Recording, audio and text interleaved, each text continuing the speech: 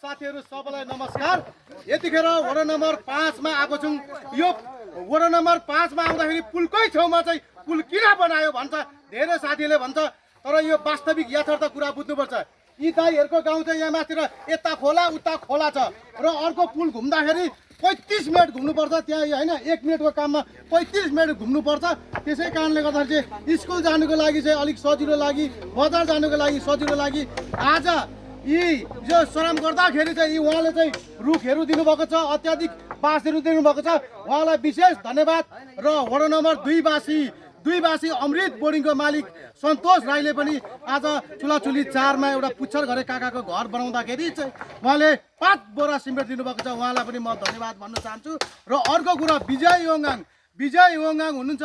विजय योङगाङले पनि यहाँ चाहिँ आज खानाको लागि चाहिँ सब्जी ल्याइदिनु भएको छ। उहाँलाई पनि म धन्यवाद म भन्न चाहन्छु।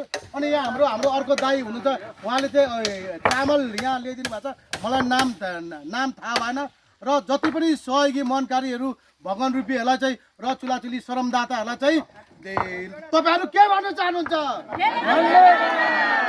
जय माटो, जय श्रमदान।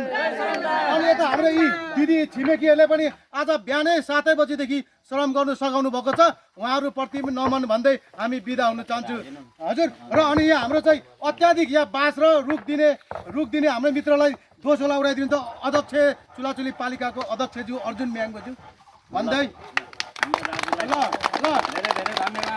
ल ठ्याक्कै यतिखेर 2 बजेको छ।